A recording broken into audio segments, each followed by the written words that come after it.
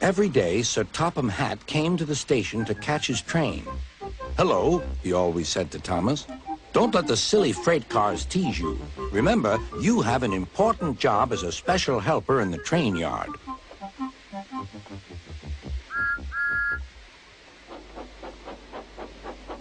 There were lots of freight cars, and Thomas worked very hard pushing and pulling them into place. There was also a small coach and two strange things his driver called cranes.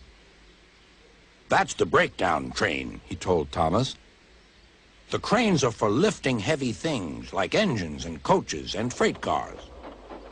One day, Thomas was in the yard. Suddenly, he heard an engine whistling. "Help! Help!" A freight train came rushing through much too fast.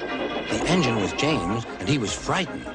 His brake blocks were on fire. "They're pushing me! They're pushing me!" he panted. "On! On!" laughed the freight cars, still whistling, "Help! Help!" Poor James disappeared. "I'd like to teach those freight cars a lesson," said Thomas the tank engine. Soon came the alarm. "James is off the line! The breakdown train! Quickly!" Thomas was coupled on, and off they went.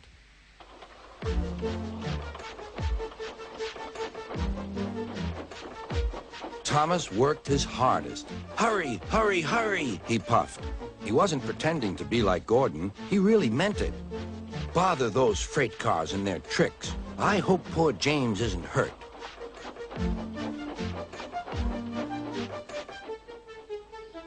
James's driver and firemen were feeling him all over to see if he was hurt.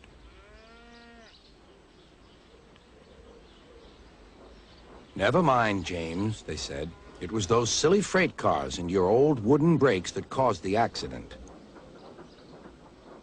Thomas pushed the breakdown train alongside. Then he pulled away the unhurt freight cars. "Oh dear, oh dear," they groaned. "Serves you right, serves you right," puffed Thomas.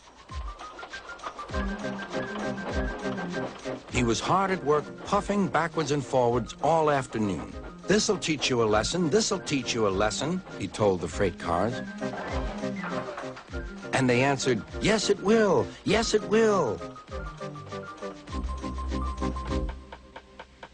They left the broken cars. Then, with two cranes, they put James back on the rails.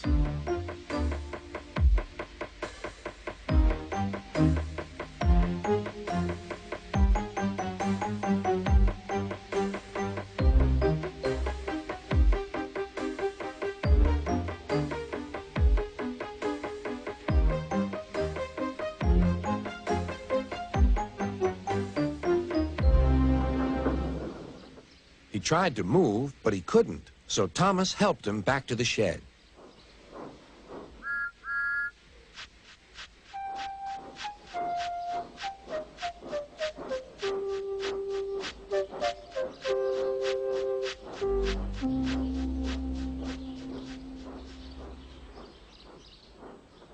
Sir Topham Hatt was waiting anxiously for them.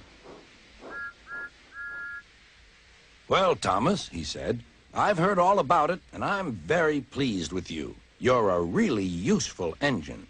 James shall have some proper brakes and a new coat of paint, and you shall have a branch line all to yourself." "Oh, thank you, sir," said Thomas. Now Thomas is as happy as can be. He has a branch line and two coaches called Annie and Clarabelle. He puffs proudly backwards and forwards with them all day.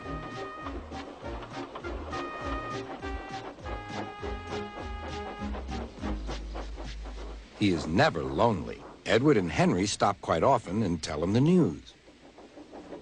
Gordon is always in a hurry, but never forgets to say, "Boop, boop," and Thomas always whistles, "Beep, beep," in return.